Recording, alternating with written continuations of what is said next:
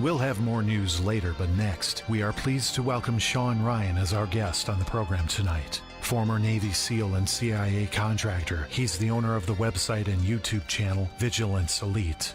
If you want to get better prepared and learn how to protect yourself and your family, this show is for you with Truth, the Amendment Avenger, our show contributors, and you. This week on Earth. All right, we're jamming. I wanna jam it with you. We're jamming, and I hope you like jamming too. The opinions provided by the hosts and guests on the radio show Earth do not express or imply the views of this station's management or that of the ownership of this station. In fact, it's just two guys lost in space. Danger, Will Robinson, danger. What you talking about? What you talking about? What you talking about? What you talking about, Will? We want your soul. It really is a time when all of us have got to start talking louder than ever. The rapid speed of, if you like, globalization. The world government, world army, world central bank, world currency, world microchip population. Don't be afraid. No, be afraid. Be very afraid. The important thing is to know where they want to take us.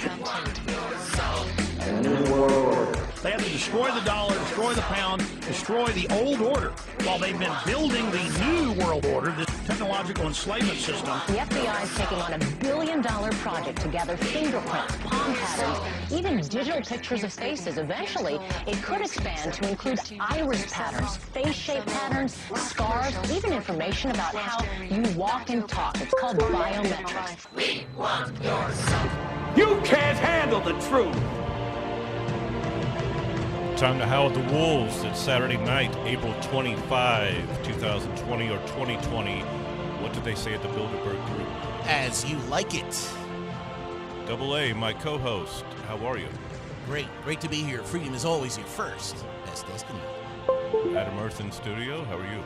I'm doing good. I'm trying to catch my breath. It's a big run there. Executive producer of the Sentinel. Good evening, gentlemen. I am glad to be here as well, glad to be healthy, and looking forward to another great show. Also with us, another great host, proprietor of HairRaiserRadio.com, Scott Hare. Hello. How are you doing? I'm up here living the COVID dream, and I could tell you, Sentinel, with that what you said there, they've actually scrapped the program. Oh, so, really? Yeah, the public was about ready to blow a gasket. The thing actually did its job, but it did its job way too well. Basically saying that people were 5 feet 11 and 15 16 inches away from each other, and they should be cited. So, wow. Yeah, that ended pretty quick. Yeah, I said New Haven, but it was Westport. So you're close enough. Yeah, it's on the other side of Bridgeport. You're close enough. Gotcha. It's a great news segment, as always, Sentinel. Folks, we have a guest that I've been trying to get on for a long, long time, and we all respect the hell out of him. Everything he's done up to now, what he's doing. Our guest tonight, former Navy SEAL, contractor for the agency, and now proprietor of a successful, incredible business teaching people how to protect themselves with firearms. Vigilance Elite. You can go at vigilanceelite.com. Shawn Ryan, welcome to Earth.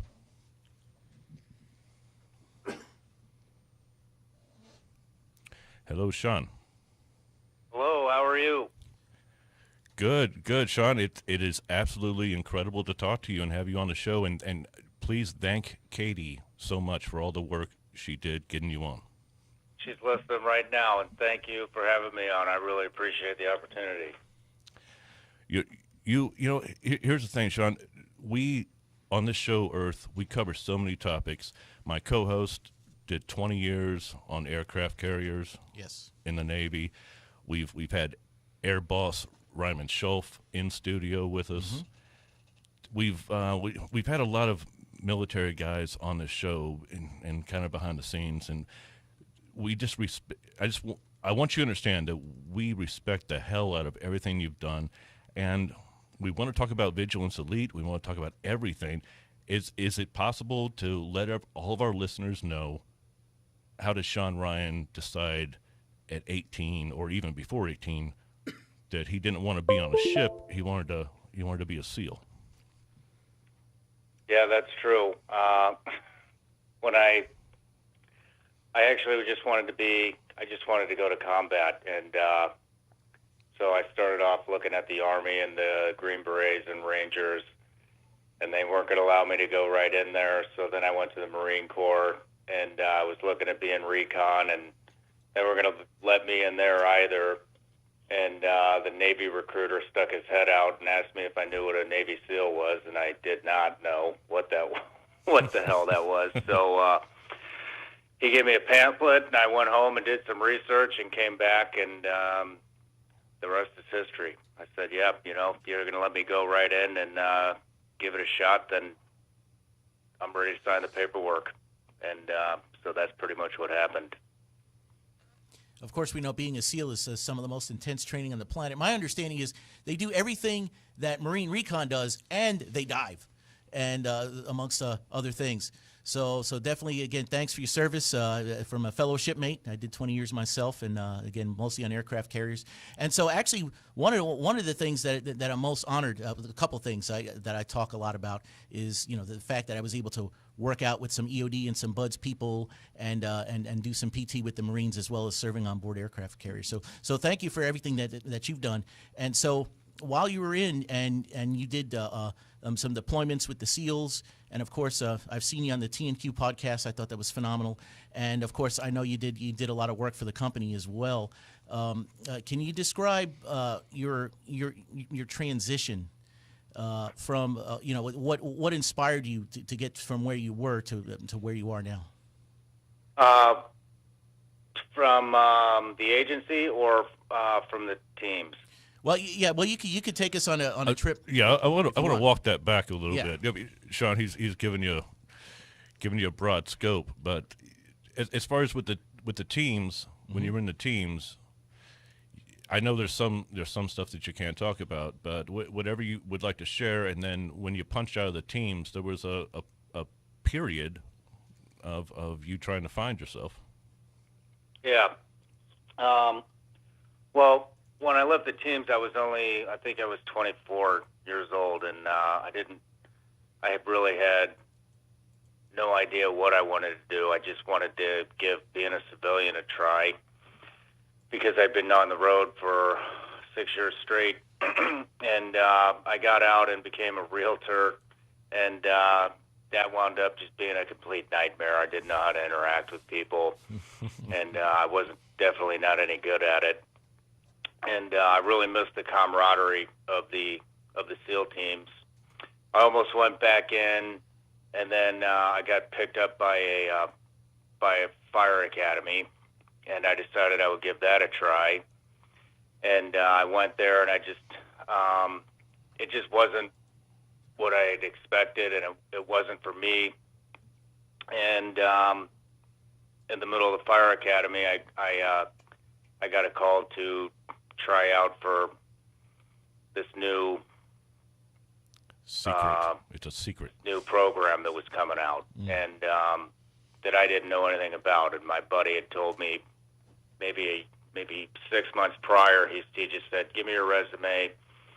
I'm contracted now," and he couldn't tell me what it was for or anything. And I said, "No, I don't want a contract. I've seen those guys in Baghdad when we were working over there together, and I wasn't a big fan of Blackwater." And he said, "No, this is completely different." He's like, "They don't take anybody outside of the special operations community." He's like, "You're just gonna have to trust me on this." And so I shot him my resume. I didn't hear anything for several months, and then all of a sudden I got an email that they wanted me to fill out all the security clearance paperwork all over again, and just a lot of questions and not a lot of answers, no answers at all. And then I didn't hear anything again for a couple of months, and then the next thing you know is, here's a plane ticket, you need to be here. This is what you need to bring, and it was a tryout, and we didn't know what the hell we were trying out for until you kind of got through that program, and at the end of it, we found out that it was for CIA. So so I did that for almost 9 years, right at about 9 years, and then when I left that in 2015, that's when my real transition kind of started into becoming a civilian, and yeah, it was honestly probably the toughest thing I've ever done. Yeah, I can definitely appreciate that from the time when I got out. Now, I've only deployed 7 times, and actually I've been to the Gulf 8 times. But my understanding is that even after you got out, while you working for the company, you deployed at least 23 times. I believe you said, which is nuts. So my hat's off to you. I don't know how you did it, but I can just imagine, because there is a huge need for even someone like myself who didn't deal with any post-traumatic stress disorder or anything like that. It's still a really tough deal to transition from military to civilian, because I'm of the opinion that there shouldn't even be 100% transition, because some of the standards that we learn and that we maintain while we're in the military are definitely good to keep with us for life. But I can definitely understand some of what you were going through, because even though I've been out for about 6 years now, I'm still in a state of transition. Yeah. I don't know if it ever ends, but Right. it definitely gets better as time goes on. That's for sure. Hey, Shawn, I want Scott Hare to come in here if you have any questions, Scotty, before I continue. But I did want to say, Shawn, when you went and got your realtor license, this is a really cool story. You got your realtor license, but you also decided to take a stab at college. Yeah, I was in school. I was trying to get into a fire academy, and I didn't. I had like one client as a realtor, which was my ex-girlfriend's mother, and that's the only house I've ever sold.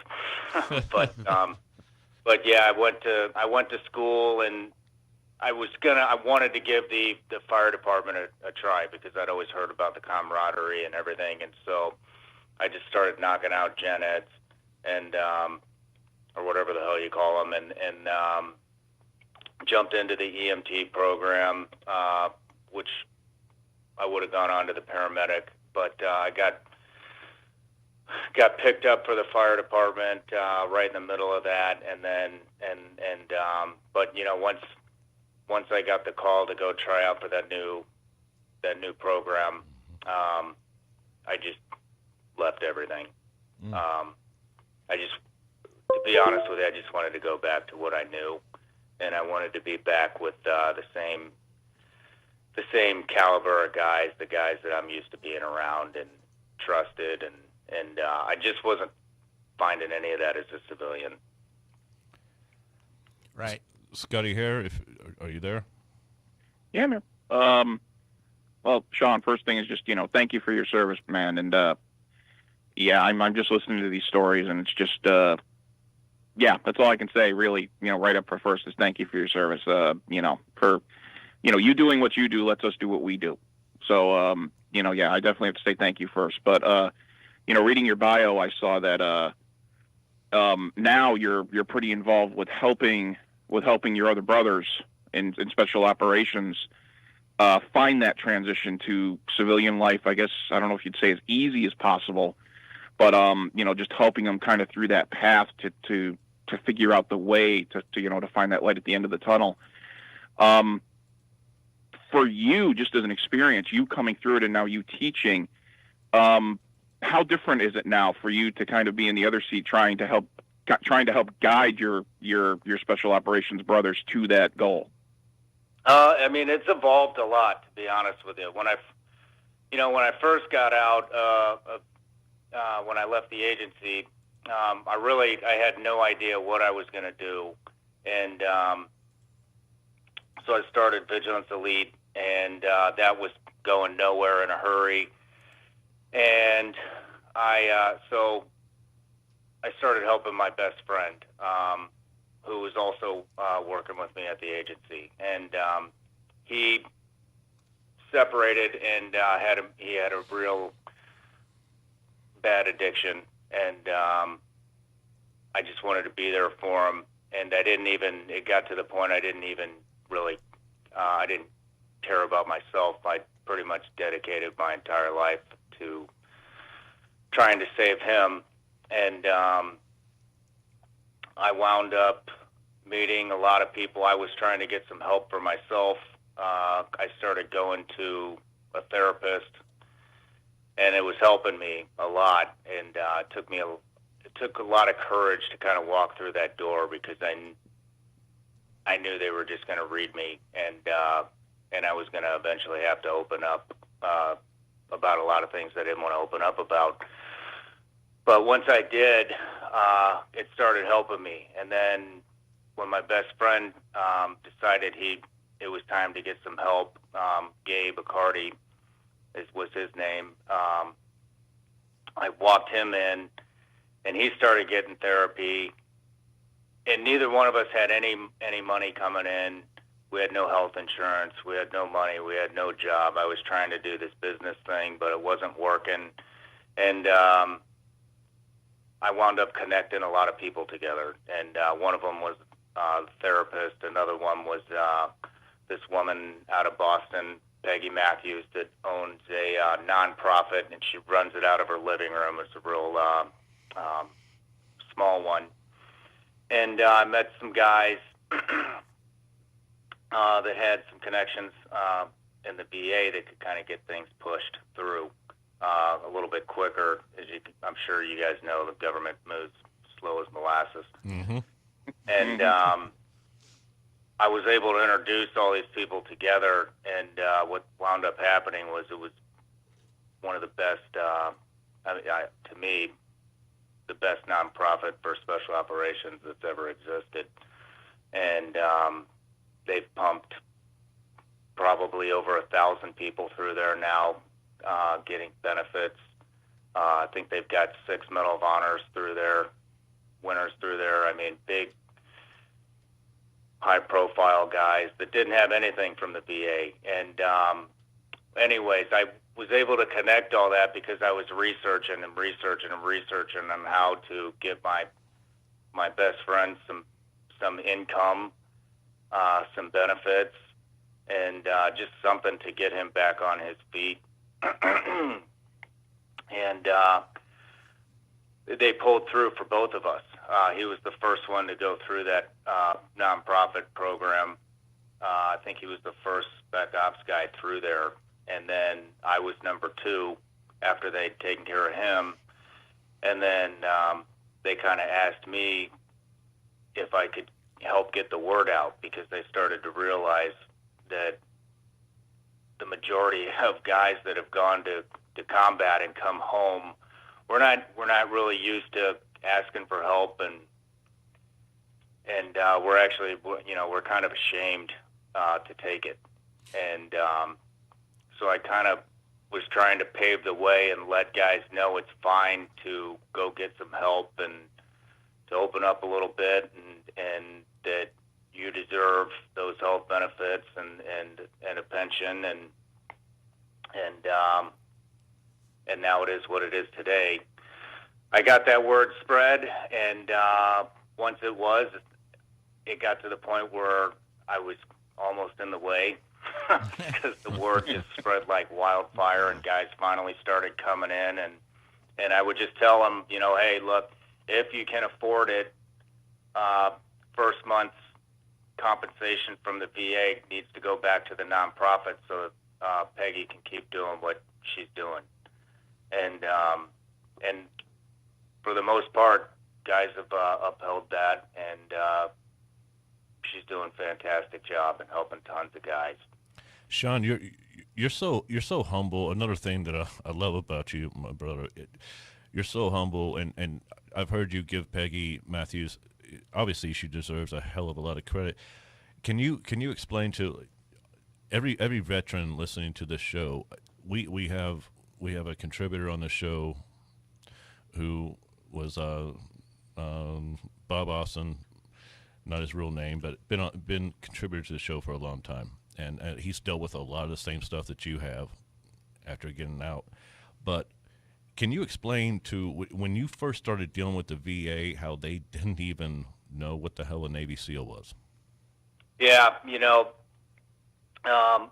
when you go in there, some of the doctors barely even speak English, and you've got doctors coming up to you and freaking sweatpants and flip flops, and I mean it was a joke, and they start asking you, you have to go to a different doctor for hearing, a different doctor for vision, back, leg, psych. Everybody's different. I must have seen 10 different doctors to evaluate everything. And they would ask, they'd be like, well, why didn't you go to medical? And it'd be like, whatever, I fell out of a helo when I was fast roping or whatever. And they'd be like, oh, well, why didn't you go to medical? And it's like, because I was on an operation. Okay, well, why didn't you go to medical when you got back? Well, because I was at a FOB. Well, what's a FOB? That's a forward operating base. Mm-hmm. There is no medical. And they're like, well, what did you do? I was a SEAL. Well, what's a SEAL? And it's it's like, what? Where the hell have you been for? Exactly. We're the ones that killed Bin Laden. But you might have heard of him, but but that's the care that you get when you go there. At least that was West Palm, VA, West Palm Beach, Florida, VA. Mm. And and after every appointment, Peggy would call and ask how it went, and I would tell her, and pretty much every time we talked, she would be furious, and she has connections as well, and they would get an earful, but it just continues to happen over and over. I still keep in touch with Peggy. I just talked to her a couple weeks ago, and every time I talk to her, there's another guy from Special Operations going through some VA similar, and it never seems to be a pleasurable experience, unfortunately.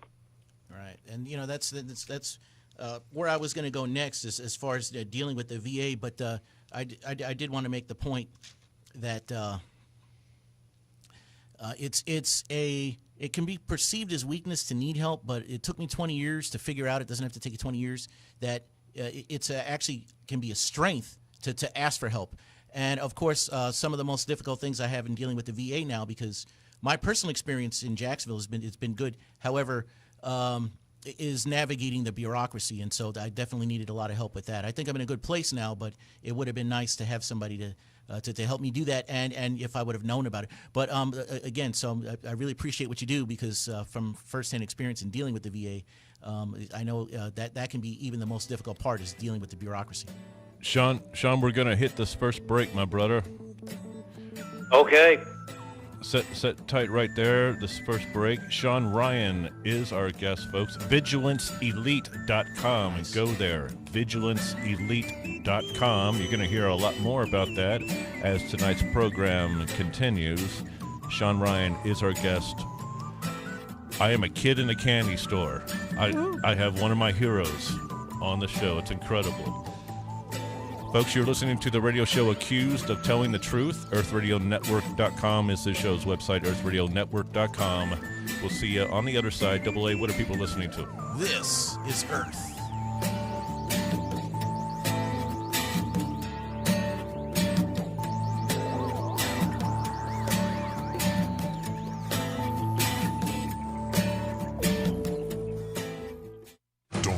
Everything that you hear, look it up for yourself. Knowledge is power, and knowing leads to the truth. More from Earth in just a moment.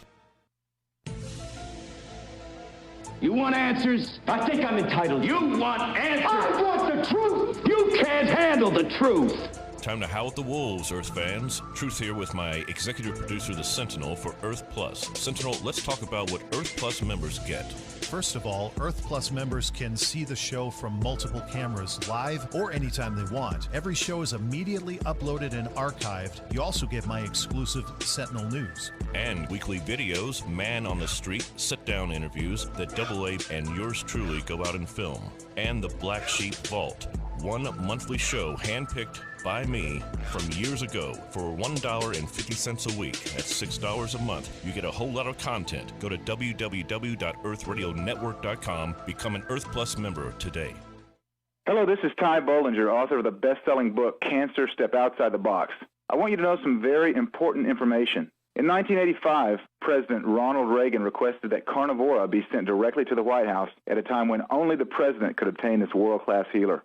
Now, 27 years later, Carnivora capsules are used around the world to keep people healthy. Now you can protect yourself and your loved ones in this age of superbugs with 17 naturally occurring compounds that instinctively respond to abnormal cells only without harming a single normal cell. If you want to stay healthy, now's your chance to literally wake up your critical immune cells to attack harmful invaders that don't belong in your body. Call 1-866-VENUS-FLY or order from carnivora.com. That's carnivora.com. That's 1-866-836-8735, 1-866-VENUS-FLY, or visit carnivora.com. Protect your immune system. It's the only one you've got. Chuck Bergman, psychic medium, will amaze you. My dad passed away 3 years ago in September. So it's funny how sometimes I never know what they're going to talk about. Did you ever have to have a car crushed? Does that make sense? That was his job. He would crush the cars. Say what now? He would crush cars. So, Matt, he really crushed cars for a living? Yes, sir. Wow. If you have ever wanted to communicate with a loved one who has passed on, call on North Florida's best medium, Chuck Bergman. Did he leave behind a sister? It's his older sister that pretty much raised him like his Sure, son. that would work. Okay, because he visits with her a lot. I don't know if she's aware of that or not. And now we got to give a quick message to Mom. Who's got the February birthday? My mom. Okay, that's a happy birthday to her. Also, a happy Valentine's Day coming up. He still loves her. Boy, he was like circling February over and over and over. Book your private reading by visiting chuckbergman.com or call 904-291-1196. So, you love talk radio? Then you'll love TalkStreamLive.com. TalkStream Live is always on, 24/7, with the best streaming talk shows. Find your favorite talkers and discover some new ones. It's free, readily available online or on mobile with any smartphone or tablet. Finding your favorite talk shows all in one place has gotten a whole lot easier. Just go to TalkStreamLive.com. Be sure to download the free apps from Google Play or the iTunes App Store.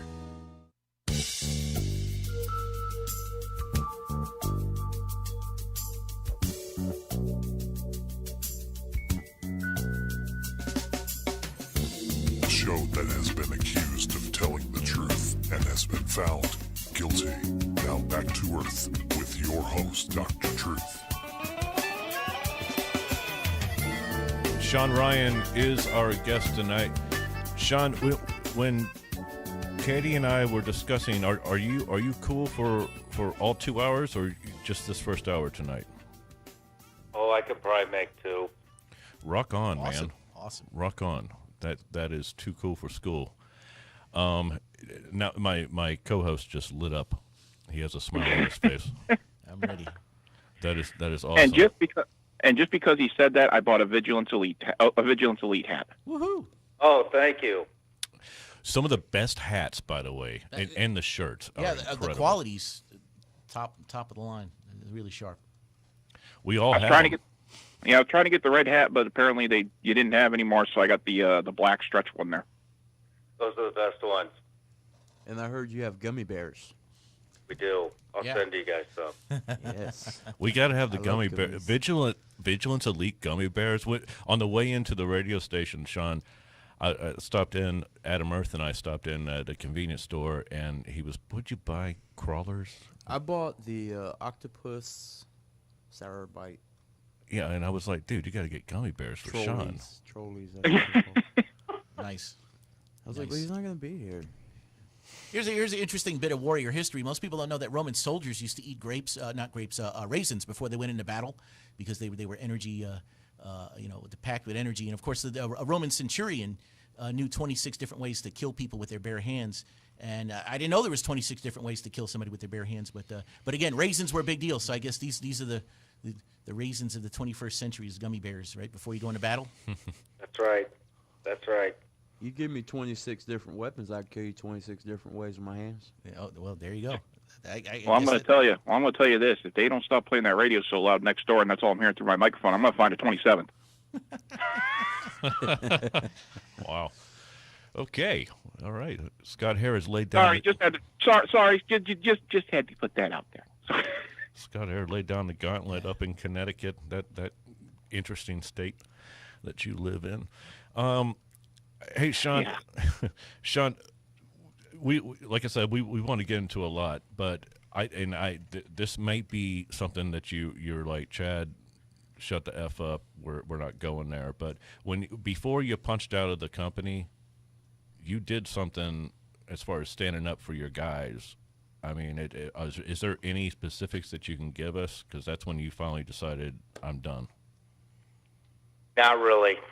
I can't really get into that. I just that's what I can't thought. get into that. That's what I thought. Sorry. Yo, no problem. That gives a lot more answers, Shawn. Right. You know. So I have a question. You mentioned the VA and the process and helping people, and of course, we left on navigating the bureaucracy. And one of the things that I've noticed since I got out was during the last administration versus this administration. And I'm not trying to play off the administrations, but my personal experience is that. Especially here in Jacksonville and other places in Florida, my personal experience with the VA has been phenomenal once I figured out how to navigate the bureaucracy. But I have noticed significant improvements, whether that's the VA accountability, where they can finally fire people for treating the vets wrong, and then of course the VA choice, where I had issues with what I perceived was with my eyes, and of course the VA was full, so they sent me out in town to a clinic that was phenomenal. And so my personal experience has been good, but I do know that there were 42 scandals during the last administration and just horror stories. And so, but my personal experience is that from when I started receiving treatments, it was pretty good, but I've noticed improvements among that. Have you seen improvements in the system, and is that helping, or is it still the same for those people that you're trying to help, or what's your overall synopsis of the VA benefits and access to them? Has that gotten any easier? I'm probably the wrong person to ask about that, because the compensation I do get from the VA, I use to buy my own private health insurance, because I just refuse to go in there. I have my own, I'm not really a conspiracy guy, but I don't like going to the VA. I don't like that they are so prone to prescribe pain meds. Right. I don't know. I don't feel like they have the veterans' best interest, to be honest with you. So I don't go in there. So more like a medical industrial complex type thing, and you're going to do what you have to do and take care of what's in your own best interest, and which makes sense. And of course, also providing tools for veterans who feel the same way, that they can definitely get their needs taken care of as well. So, okay, good deal. I have a total off-the-wall question. When you went to the SEALs for your training in the beginning, what part of the training was like the worst for you? Like, was there anything that you were getting ready to do and you're just like, I don't want to do that? Oh man, there was a ton of them. But the first day was one of the toughest.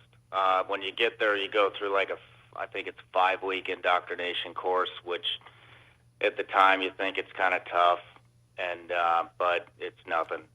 And then you hit one day, and I remember I was 18 or 19 years old when one day hit, and the next day I could barely even get out of bed. Wow. Oh. And but I did, because you're just so beat up, and but then you're gonna get used to that routine, And then the next big evolution is the 50-meter underwater swim. Is the first thing that everybody's kind of worried about. That's a pass-fail. And past that, as long as you don't come up for air, you're probably going to pass. Even if you pass out underwater, they might give you a little nudge until your head hits the side of the pool, and then they'll bring you up and revive you. Call it a pass. Wow. But I got through that, and then and then the next major one is obviously Hell Week, which is just a horrible. I've heard about that, like in the mud for 24 hours, freezing mud. Yeah, more like a week. But the video I saw said 24 hours. They lied. Yeah, it's a little bit of mud, and but mostly sand, and the water's cold down there. I think it's in the 50s. So hypothermia can kick in pretty quick, especially for a skinny kid like I was. And so the cold and the wet was probably what messed with me the most. Mm-hmm. And then the sand chafing too, because what you don't see on TV is all that sand. It gets into every little crease of your body, under your armpits, and your crotch, in between your thighs, in between your butt cheeks, everywhere. And it's there all the time for a week, and you're running and doing all those, doing all the different evolutions, and it rubs the skin right off everything. And they know that, and so they'll bring you out. Wait till you dry out, and then your pants are kind of like dried into the scabs, and then they'll run you, and it'll rip off the scabs, and then they'll run you into the ocean, and then you get the salt water in there, and that stings like hell, and then it's just over and over and over and over, and that's why guys, start getting, I'm having I'm losing my train of thought here, but you get these funguses and stuff growing on your body where that's happening, and a lot of guys, get rolled out of the class because of it, but it's pretty nasty. Yeah, I probably wouldn't even go there. Wow. Now, once you've completed something like Hell Week, is that, as far as a confidence booster, that once you realize that you can do it, then you can do anything? It definitely is. In fact, for me, it was too big of a confidence booster because I failed the exam to get out of first phase because I was partying too much. Right. But yes, it is one of the best feelings in the world is when you get secured from Hell Week. So I remember the first thing I did was you get a pizza when you get out. You can barely walk. You really don't even know what the hell is going on because you've only slept maybe an hour the whole week. And I don't remember exactly how the conversation went, but the first thing I did was find my cell phone and call my dad to tell him that I made it. Nice.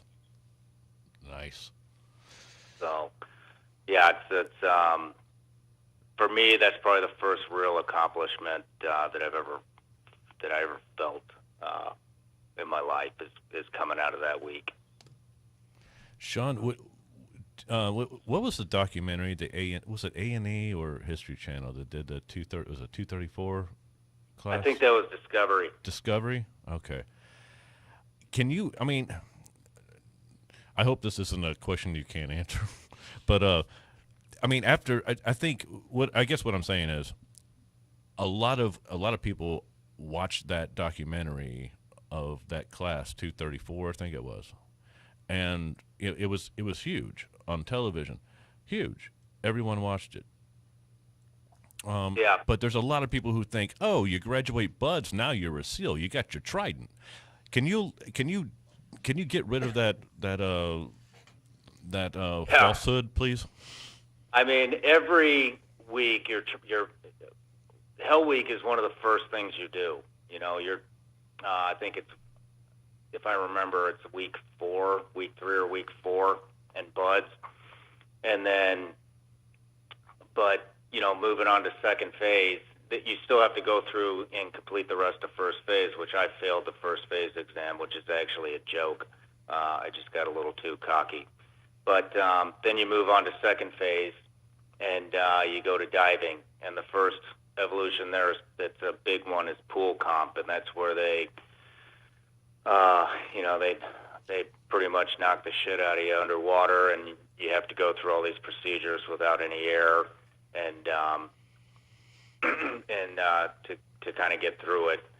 Then you go to third phase, which is all land warfare. Big evolution. There's land navigation, and that's kind of where you start becoming an operator a little bit. You start working with a lot of demolition and doing small unit tactics and stuff. But then you get out of BUDS and you go straight to jump school, and that's 3 weeks. You got to make it through that, which is not too bad at all. But then you come back from that and you go to SQT, which is actually SEAL qualification training, and that's another, I think it's 4 or 5 months. And once you with all, they're just constantly refining your skills and turning you into, what a special operations guy is supposed to be, and you're learning all the new capabilities and all that stuff.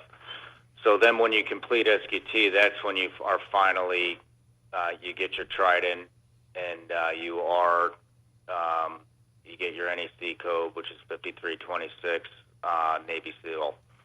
And you show up to the SEAL team, and you think you're a SEAL, and on paper you're a SEAL, and then you get there and you realize you still don't know a damn thing. And and you go through another year and a half of training before you ever even get an opportunity to use everything that you've learned. Wow. Nice. What was your original rate as far as I know there's only 6 rates that can become Navy SEALs? So, I was an operations specialist. Oh, okay.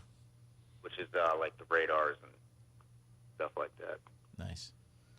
So I don't know about jumping out of airplanes and helicopters and all that stuff. Yeah. I can barely get off of the step stool when I get on it to get something off the top shelf. Well,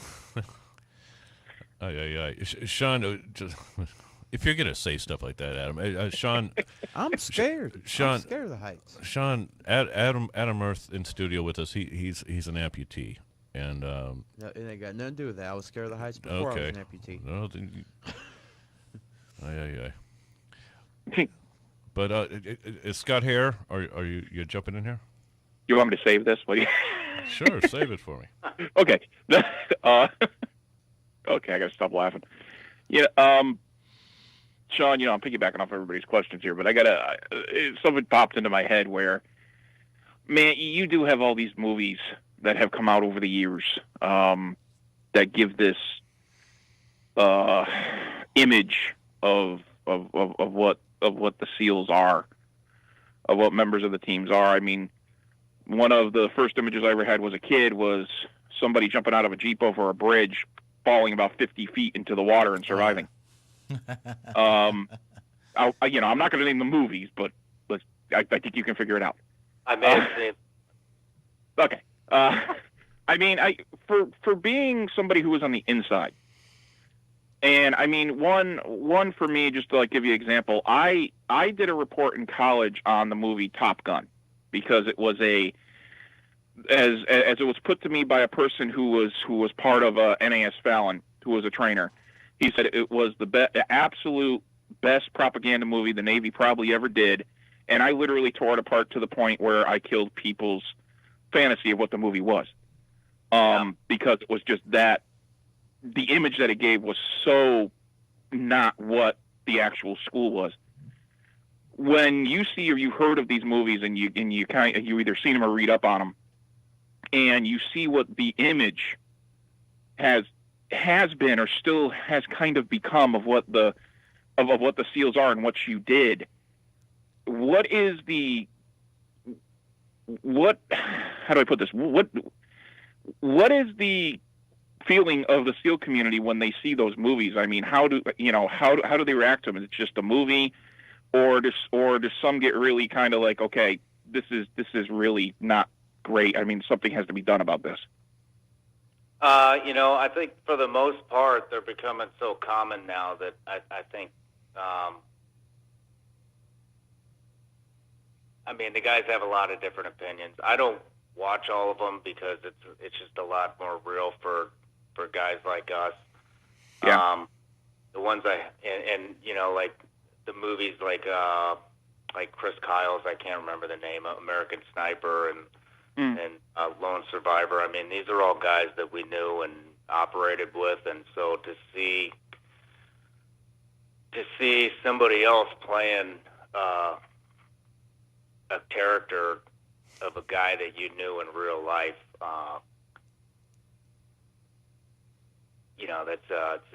it's not the same kind of entertainment for us as it is for everybody else. Shawn, we're going to hit this break, my brother. Oh, okay. We're hitting this break, and then it's a short break right here, and then when we come back, a very short segment before we hit the hard break and begin hour 2. Shawn, yeah, most certainly, man. It's amazing to have Shawn Ryan on tonight. Once again, can't say it enough. Kid in a candy shop. I really am. I actually want to tell all of you to get the hell off so I could just talk to Shawn myself. But no, I can't be greedy. I can't be greedy. Shawn Ryan, VigilanceElite.com is the website. VigilanceElite.com, somewhere in Jacksonville, Florida, deep inside a Black Sheep studio. It's a Saturday night. This is Earth. Hi folks, Ronnie McMullen here talking about the gain you receive from Get the Tea. A lot of food out there is not really food, but more like filler. Almost all fillers are GMO nightmares. When foreign fillers filled with toxins enter our body, well, we don't run so well. We are being bombarded with poor air quality, chemical water, and food fillers that abuse our bodies. And we wonder why they're building more hospitals. How about a clean checkup? Life Change Tea helps you fight toxins, fillers, bad air, and water. All you have to do is drink 2 8-ounce glasses of tea a day. Save money by getting healthy. Doctor visits are costly. Healthy exercise and Life Change Tea could be your answer. So order now at getthetea.com. That's getthetea.com. Don't put it off. Call us 928-308-0408. Again, 928-308-0408. And by the way, if you're going to call us, we say good call. AMCO Transmissions, the trusted experts in transmission repair for over 50 years, are also the right choice for all car repairs. Yes, AMCO Transmissions, the name you know for fixing the most complicated part of your car, can take care of your brakes, tune-ups, belts and hoses, air conditioning, regular factory maintenance. They can fix anything. Plus, at AMCO, if you think your car may need repairs, we'll perform a free multi-point inspection and let you make the decision. If another shop says you need a repair, stop. Then come to AMCO Transmissions and Total Car Care for a free second opinion. Why pay someone when AMCO will check it for free? Don't trust your car to just anyone. Get it done right at any of our local family-operated Jacksonville area locations, including Orange Park, St. Augustine, and St. Mary's, Georgia. Additional diagnostic charges may apply. See Center for details. Find the AMCO Center nearest you at AMCOJacksonville.com. AA MCO. If you need car or truck repairs but money's tight, get help at AMCO. No matter what your credit history, AMCO has finance plans to help almost everyone.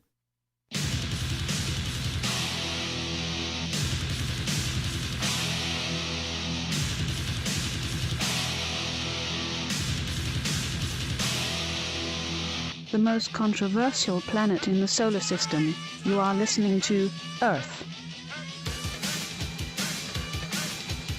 Shawn Ryan is our guest. Short segment here before hour 2 commences.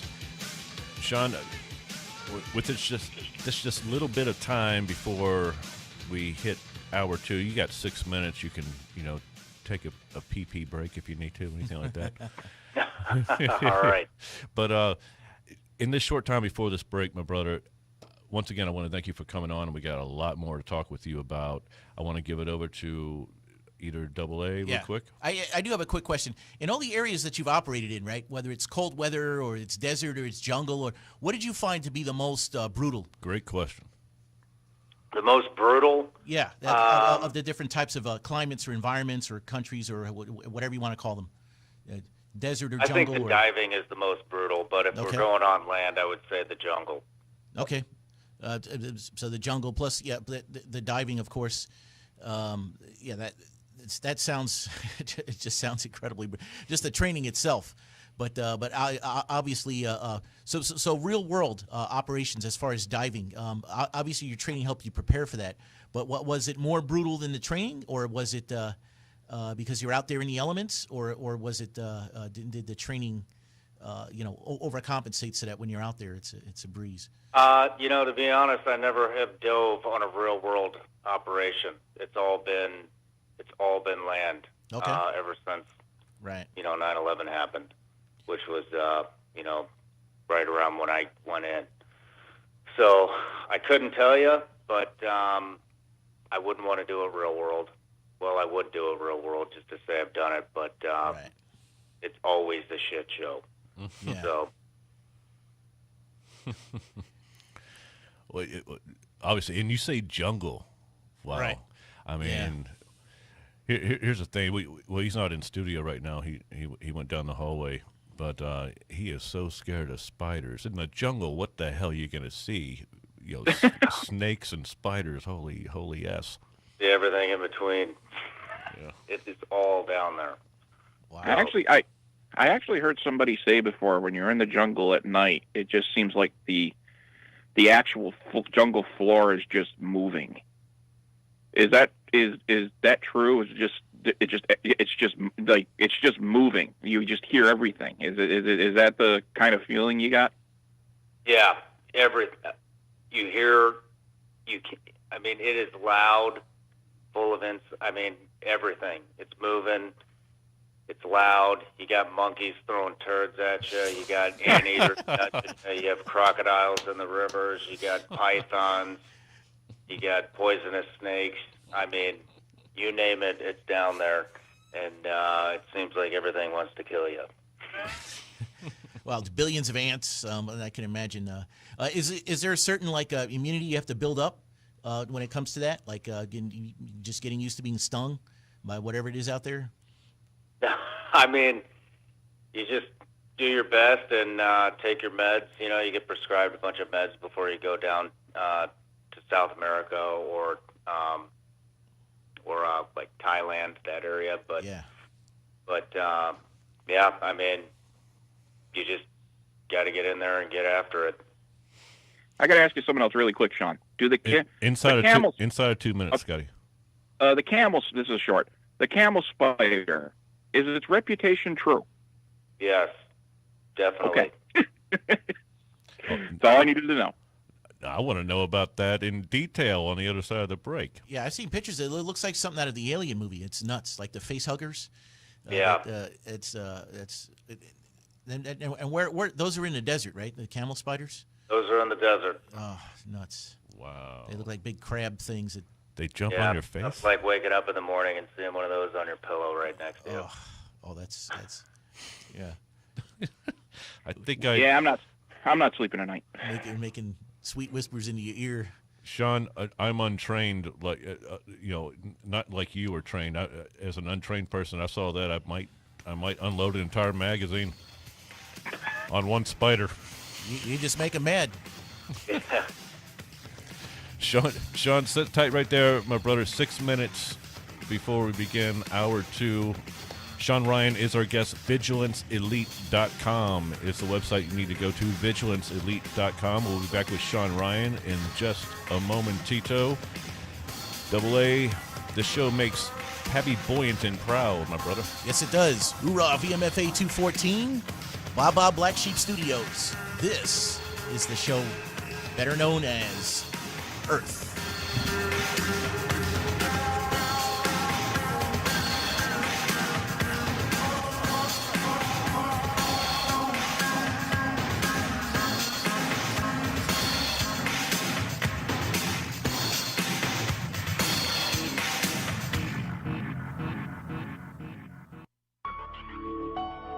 the flagship station of the Jacksonville Jaguars. WJXL AM Jacksonville Beach.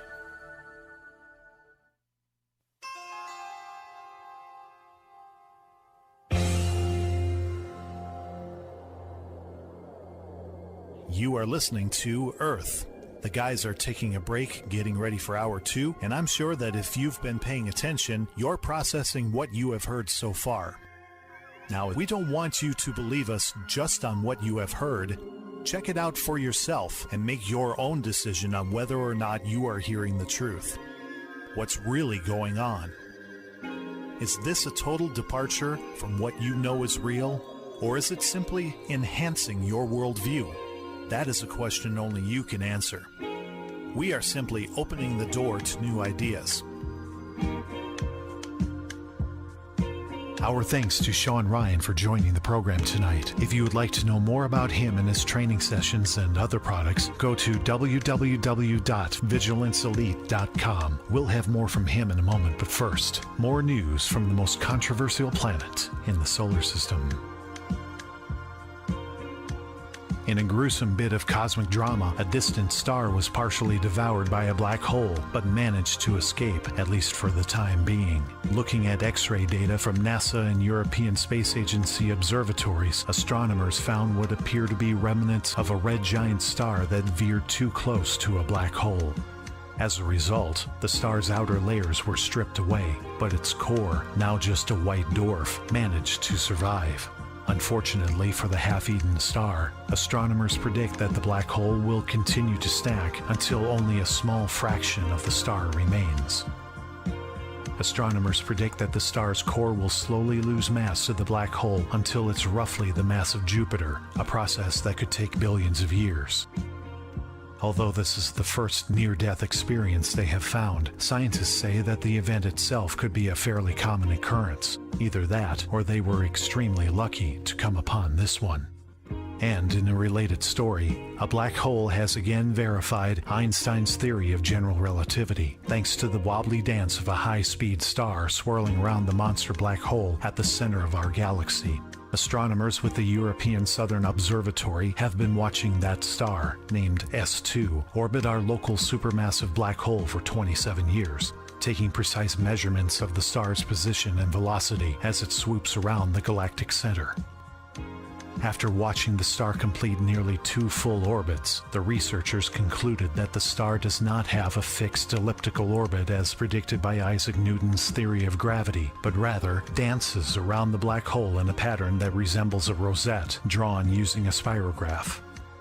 This sort of orbit, where the star's point of closest approach moves subtly around the black hole, is known as Schwarzschild precession. This wonky movement was predicted by Einstein more than 100 years ago to describe the effects of a relatively small object orbiting an extraordinarily massive one. Einstein's general relativity predicts that bound orbits of one object around another are not closed, as in Newtonian gravity, but precess forward in the plane of motion, said study co-author Richard Genzel, director of the Max Planck Institute for Extraterrestrial Physics in Germany. The effect was first detected in Mercury's orbit around the Sun, but this is the first time it has been observed outside of our solar system. And once again, Einstein has been proven right. Next month, astronauts will be launching from American soil for the first time since the final space shuttle mission in 2011 on board the brand new SpaceX Crew Dragon capsule. The May 27th launch will send 2 crew members to the International Space Station atop a Falcon 9 rocket. Such a milestone would normally attract thousands of onlookers, but this time, officials at NASA have announced that Kennedy Space Center will be closed to the public and urge everyone not to break quarantine and gather in large groups due to the ongoing virus pandemic. They say people can watch it from home online, on the NASA website, and on NASA TV. Rocket fans will more than likely still flock to the streets in nearby Titusville and the beaches along the coast to get a glimpse of the launch as the rocket roars into space, and keeping people who ignore the warning from congregating in those areas is being left up to local authorities, according to NASA. Stay tuned. More with our guest, Shawn Ryan, when Hour 2 of Earth starts. Next. Well, I'm standing on the launch pad. I'm looking at the stars. I'm waiting for the countdown to begin. Not sure where I'm going. No, I've no way of knowing when the signal comes. If I thought 3, 2, 1, yeah, baby, I'm space hard. Space hard. Space hard. Space hard.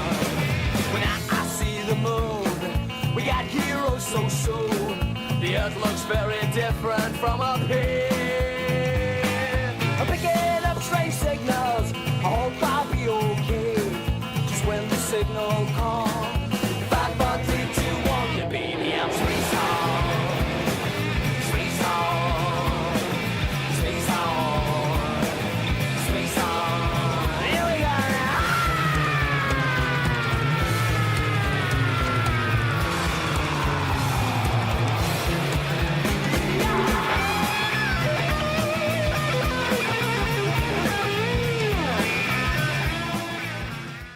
The opinions provided by the hosts and guests on the radio show Earth do not express or imply the views of this station's management or that of the ownership of this station. In fact, it's just two guys lost in space.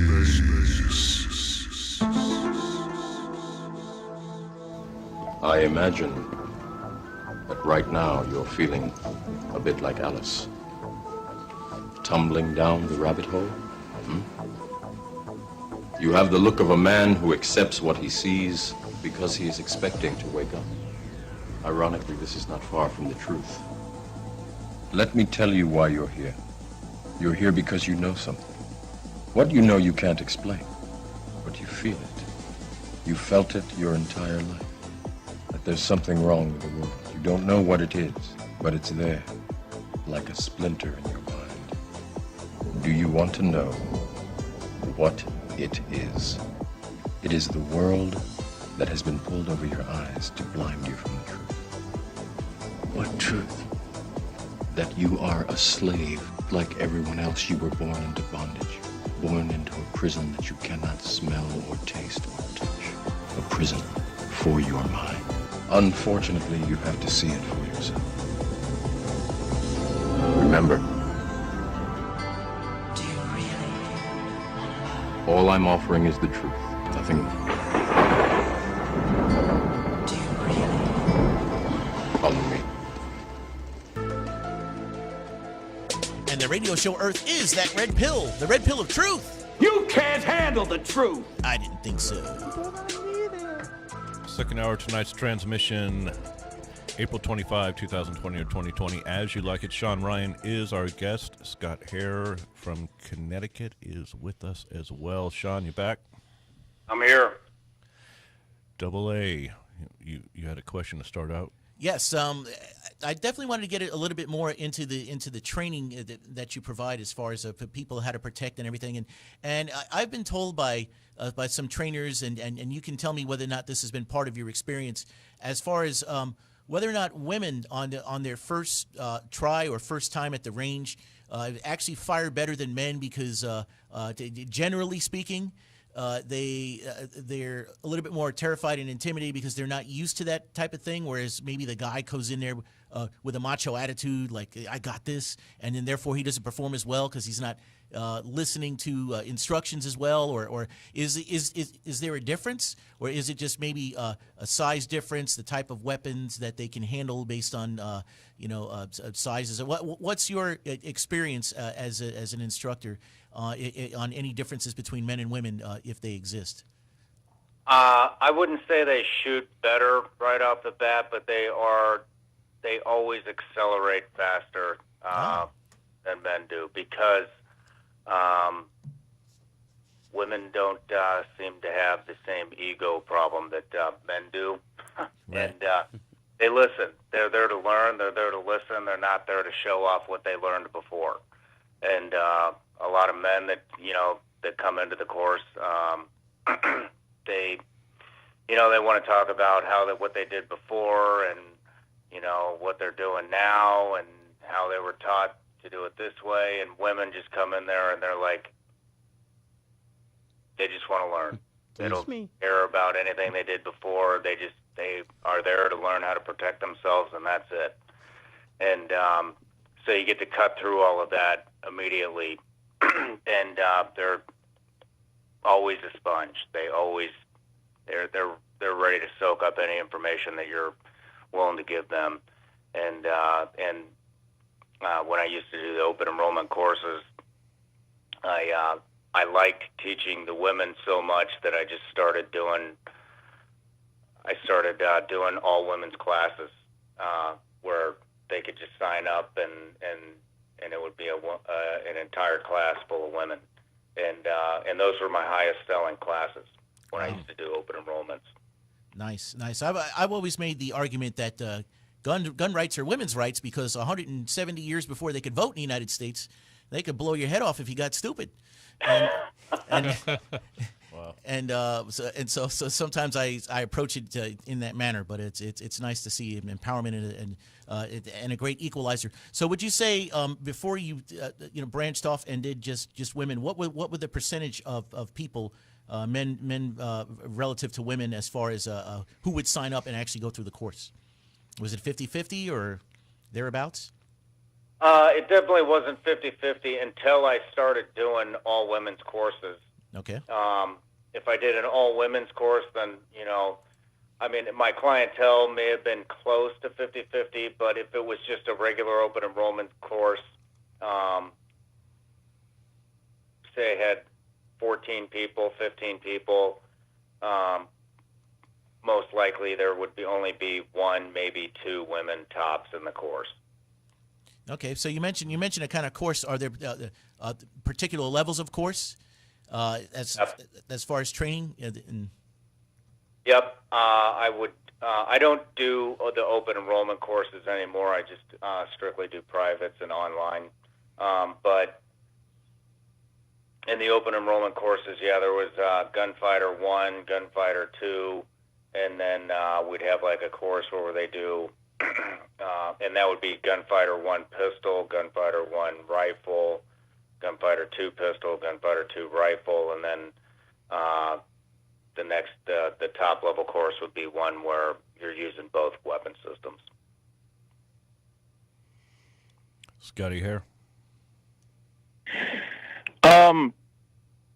I was just curious how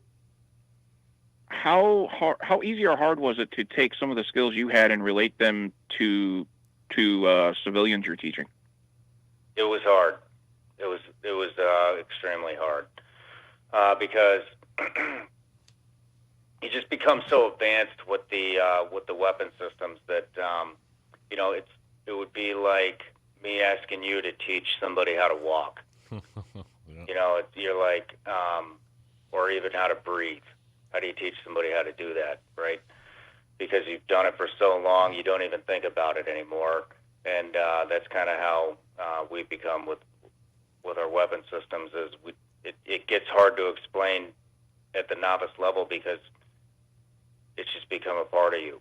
And so I actually started taking courses. I started going to beginner courses and going to NRA courses to learn how to explain fundamentals. And a lot of it was, some of it was wasted time because a lot of instructors are out there just to show off and show everybody that they're the tough guy and blah, blah, blah. But I did get through the NRA one guy who was a former cop, and this guy just had a way of explaining things, always had a level head, always there to help.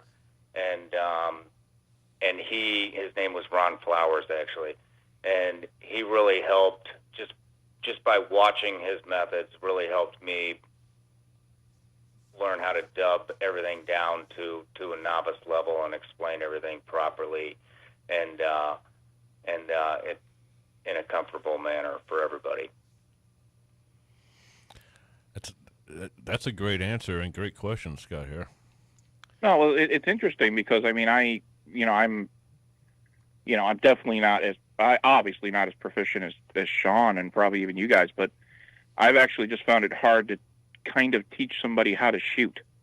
And I mean, and I've gone through the NRA course, everything like that, but it is. It's, and I've taught things like CPR and stuff before, and I'm patient with people, but it's weird. It's like if you do something, you become instinctive with it, where it's muscle memory. It's hard to kind of show somebody how to do that.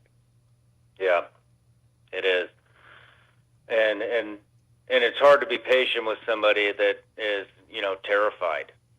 We had a lot, especially when I would do the all women's courses. It was the first half of the day is just trying to get them comfortable and realize they have the strength to rack the slide of a pistol, and just to be there with them and get them comfortable. And then once they're comfortable, then they really excel in the learning process. Oh, I know.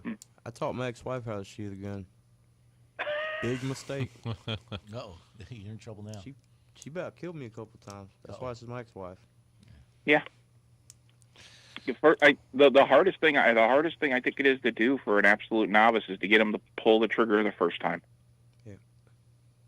Yeah. That's just me. I mean, I don't know if Shawn. I don't know if you noticed the same thing in your courses, teaching different people. But that seems like almost the biggest hurdle is just getting them to pull the trigger right the first time. Yep, that's that, and then to keep the weapon pointed in a safe direction after they pull the trigger. Yeah.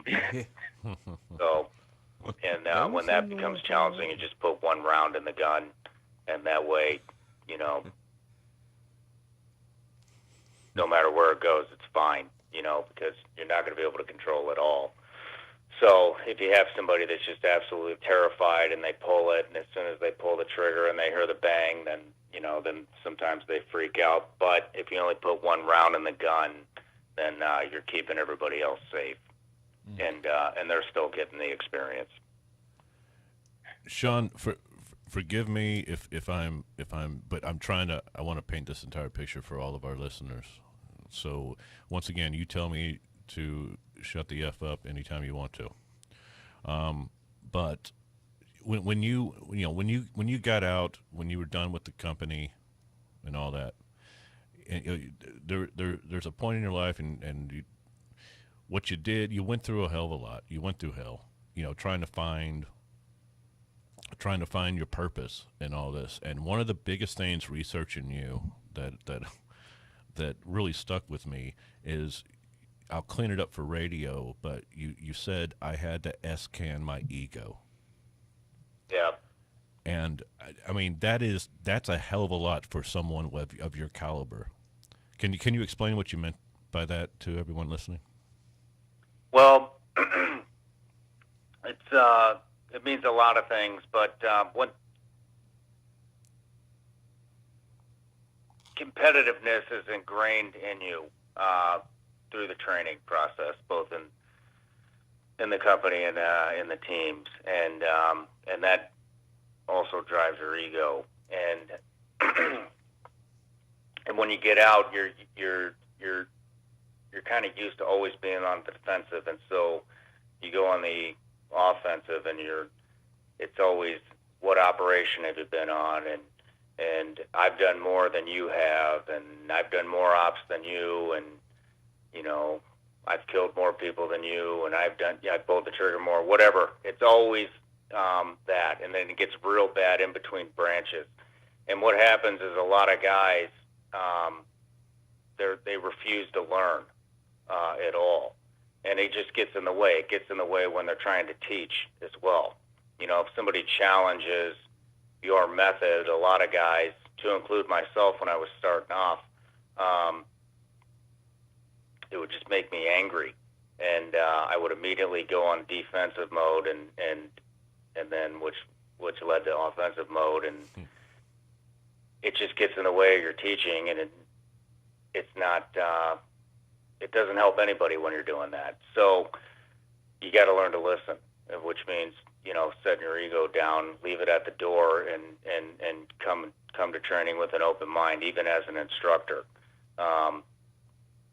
You got nothing left to prove when you're done with those. when you're done in the teams or when you're done at the agency. You've done it all. There's nothing left. You don't need to prove yourself to anybody. And unfortunately, a lot of the guys coming out, they still are in that mindset that they need to prove themselves to their team, or which their new team winds up being their students, and it can be detrimental to the training process, to their business, to making friends, to opening up and getting some help. And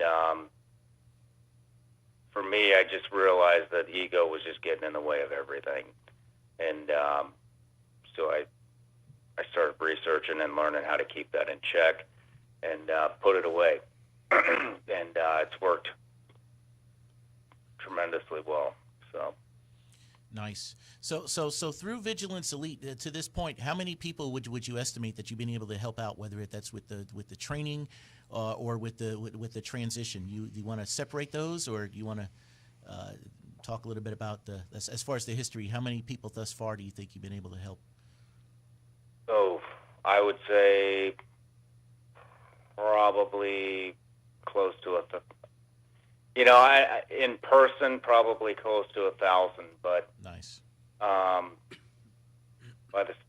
the stuff that I put out on my channel, hundreds of thousands of people. That's huge. So we get emails. We probably get 100 emails a day that are saying thank you, or how much. We did a video on social anxiety maybe 6 months ago. It's like 1.3 million views, and we still get, and with the Team Never Quit podcast, I talked about a suicide attempt that I had, and we still get emails about that. And the thousands and thousands of people the content is reaching. And then through the courses, probably right around 1,000. I have everybody. I have all the waivers in a folder, in a bunch of folders, and it's an entire file cabinet of just all these waivers of all the people that have gone through my training, and now, like I said, I've kind of stepped out of putting guys through the nonprofit, which is not my nonprofit. That's Peggy Matthews' nonprofit, but how I help guys now is that I have 500,000 subscribers on my YouTube, and I know how tough it is for these guys getting out and trying to get some exposure and get some attention and get the word out on what they're trying to do. And so, I started the Shawn Ryan Show on my podcast, and the first guy I had on was Mike Glover, and it's already at 500,000 views, and which has brought him, obviously a tremendous amount of exposure. And then I had Travis Kennedy on the show, and he's at probably 400,000 views, and it's brought his company up to the next level. And the next guy after that, Don Bradley, who was kind of screwed over by a sheriff's department in Georgia, and is looking at facing charges, assault charges, and after he gets shot in the head. That's crazy. Yeah, and that brought that to limelight. We raised $60-something thousand for his legal fees, and brought a tremendous amount of exposure to that case. And it really put that department and the city under scrutiny, under public scrutiny, and that's in the public eye now. But and then I'll go around and I look for guys that who I think are good people, and I'm really picky about who I collaborate with. I've made a couple mistakes, but for the most part, everybody that I've collaborated with and I've showcased their business is, it's just, it really brings them up to the next level of what they're looking for. And Jeff Reed, his son, had some problems right after he was born, and we raised like $150,000 and I think it was like 72 hours for his son, his newborn son, who's doing absolutely great now. Atlas is his name. So we like to help people. Me and my wife Katie, and when somebody pops up on the radar, we start researching them and see if it would be a good fit and make sure that they're going to appreciate what we're doing and that it's going to a good cause. And so far it's been a pleasure to be able to bring light to people's business like that. Nice. You want to know what's crazy? Okay. Sorry, you want to know what's crazy? I just realized something that, these guys may not know. I don't really talk about it a lot, but I have a very severe anxiety problem. And I fight with it almost every day. And I kid you not, Shawn, I just realized, because I was trying to figure out all week, where have I heard Vigilance Elite from? And about 8 months ago, when your video came out, I was having a bad day. I was just having one of those days, and I popped onto your video, and I just realized that. Oh, that was a great video. I literally, because I'm looking at it now, and I'm seeing the thumbnail, and I'm realizing I think it was you were. I'm trying to remember the whole video, but I think you were. Were you sitting there like drinking like a seltzer water or something? Talking bubbly. about Yeah, that was bubbly. Yeah, bubbly. There you go. Yeah, I mean, I just realized that was the video. I was having a really bad day, and I mean really bad. I mean, my anxiety's put me in the hospital 3 times. Oh, man. For like 3-4 days stays because they thought literally my heart was going to explode. And I was having one of those days, and I literally, the video that I popped on was yours, and I just realized that. And yeah, wow, that was weird when you were talking about that, and I just went, oh man, that was the video I popped onto. I told you, Scott Hare, over a private phone conversation, as private as it can be. I told you how much Shawn has helped me with, he doesn't know it, but how much he's helped me with my personal situation from the past. Yeah. Yeah. I mean, the dude's inspirational as hell, and it's incredible. Yeah, I just realized that, Shawn. I just want to say it that day. I remember it helped me a lot. It helped me kind of put things when I needed it, put things in relative terms again, and be able to go about my day. Be able to go about my life. Just push ahead. So. Yeah, well, I don't know what else to say. Nice. Yeah. So what's amazing is there's 3 real world examples of how you're able to help people, because when you went on a TNQ podcast, I found that super encouraging, and it's words that I needed to hear when I needed to hear them. So we here at the radio show Earth salute you, and of course what Vigilance Elite does. When we get back right from this break, because I know we're heading into break, I'm very interested in how the current coronavirus virus situation has affected the charity, the business, and the way you do business, and maybe if that's something we could talk about on the other side. Sounds good. I'm just jealous because, Shawn, where you live, man, that's too cool for school. Yeah, I love it out here. Oh man. Yeah, that is it is. I mean, I don't know if that is your property you were in that video, but man, I was very jealous. Thank you. That's his jazz, man. And now I'm even more. Yeah. Well, it's a great piece of property. Let's put it that way. Makes me miss guys when I had to log home out in Bostwick. Okay. When I was in the middle of nowhere, yeah, it was too cool, man. It was awesome. I missed that. I missed that log home. It's awesome. Shawn Ryan is our guest. VigilanceElite.com is the place you need to go. VigilanceElite.com. The devil saw me with my head down and thought that he had won until I said amen. This is Earth.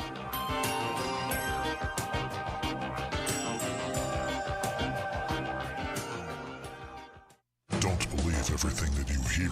Look it up for yourself. Knowledge is power, and knowing leads to the truth. More from Earth in just a moment.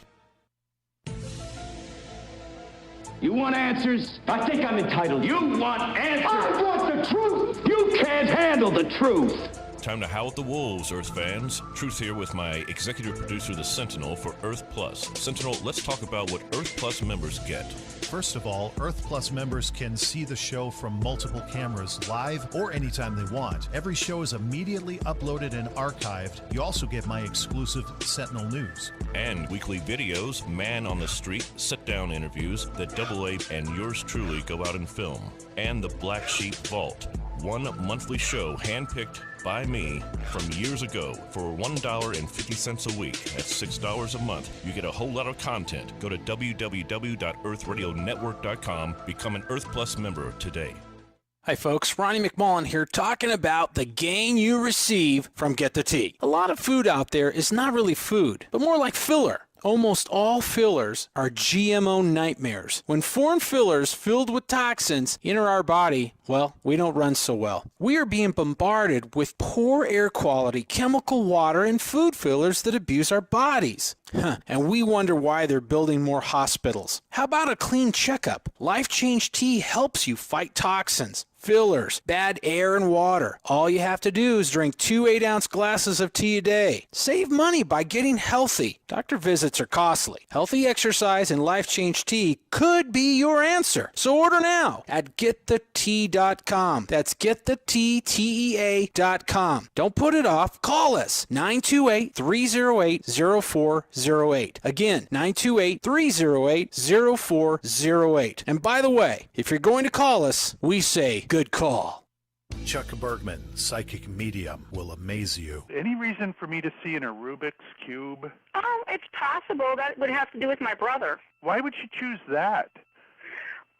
My brother does the Rubik's Cube, and he solved it a few times.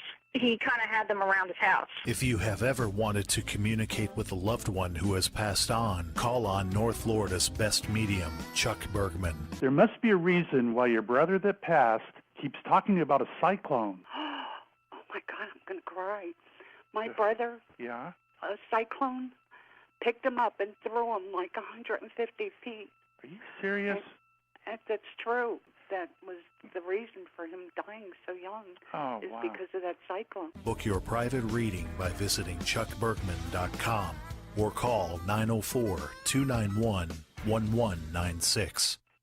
So, you love talk radio? Then you'll love TalkStreamLive.com. TalkStream Live is always on, 24/7, with the best streaming talk shows. Find your favorite talkers and discover some new ones. It's free, readily available online or on mobile with any smartphone or tablet. Finding your favorite talk shows all in one place has gotten a whole lot easier. Just go to TalkStreamLive.com. Be sure to download the free apps from Google Play or the iTunes App Store.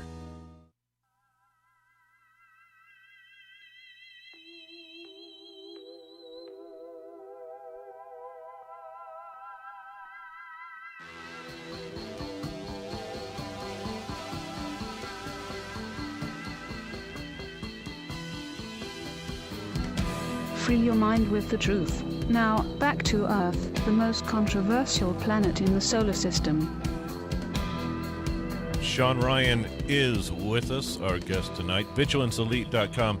Shawn, everyone has a lot of questions, so like I said, I can't be too selfish, but I am in researching you, my brother, and all this. One of the things that really stuck out at me, I have a big problem not sleeping, all this. I have to take melatonin, all this crap. But you have sleeping problems for much different reasons. But when I found out that one of your favorite movies to fall asleep to was Harry Potter, that is awesome. I love Harry Potter. Yeah. Is it the music that knocks you out?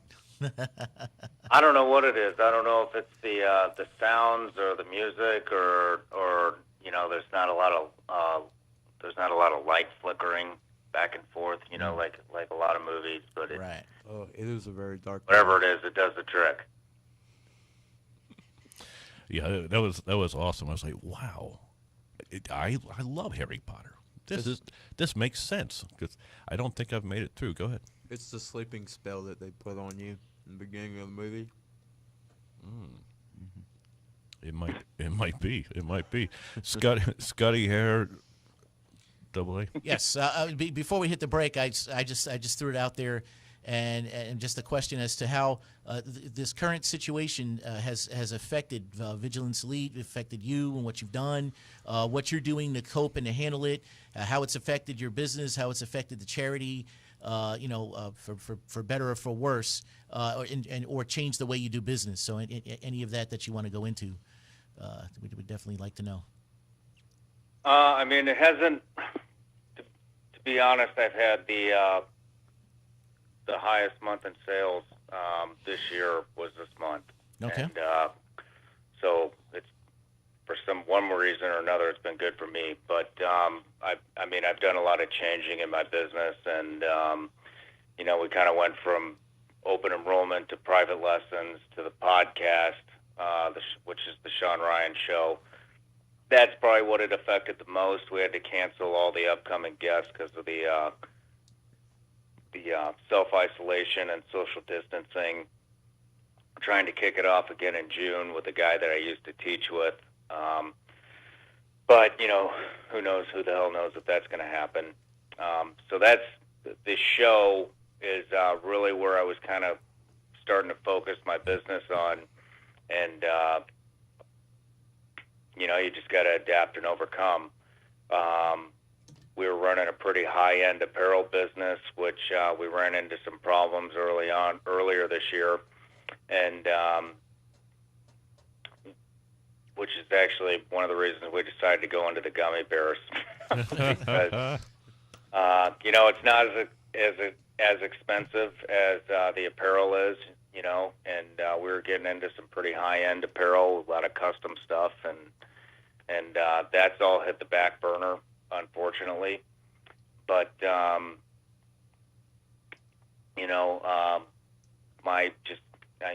sure it's the same as you guys. My business all revolves around content, and when people are not going to work and they're at home self-isolating, that's what they're doing, is watching content, listening to content. And so we're trying to find new ways to crank that out without a film crew, and it could be challenging, and so kind of what we started doing is just some quasi-survival type stuff, like spring water, how to find spring water, how to filter build a chicken coop. We got chickens over here. Next one will probably be something about gardening, and these are all things that I'm not really used to. So it kind of changed my business from being the resident expert in weapons to, I've never had chickens before, so let's try to figure this thing out together. And let's see if we can keep them alive. Yeah, as we learn, we'll put it out, and yeah. So I love that video, Shawn, the chicken coop one. It was awesome, and I know you had to do some editing because I was like, man, you're just not catching any of these. Yeah. Well, you forgot about the most important recent video, the 10 things you missed while everybody was hoarding toilet paper. Yeah. And that's another thing we're trying to, we try to keep everybody out of panic mode. I don't know how successful we are with that, but, and then try to bring some real stuff that could actually, help people. Shawn, I need to tell you this before I forget, all right? Because everyone needs to understand this. Everyone who's listening to you for the first time, and they're going to look up the Shawn Ryan Show, they're going to go to vigilanceelite.com.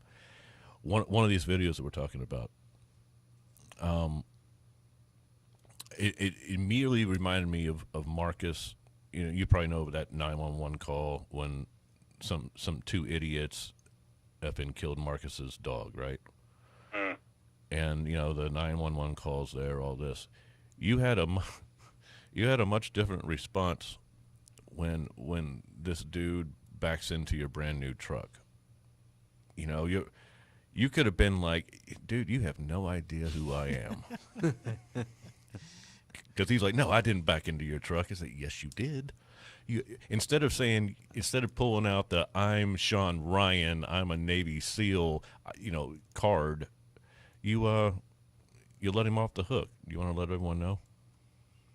Yeah, I mean, Andre Arblosky was sitting in the vehicle behind me, and, I don't know if you guys know who that is, but he's a UFC heavyweight champ. So, from Russia. And he's over there raring to go. And, but yeah, I was training him at the time, and we were heading down to, the range that I own, and, to do some CQB stuff. And, yeah, the guy sideswiped my truck, and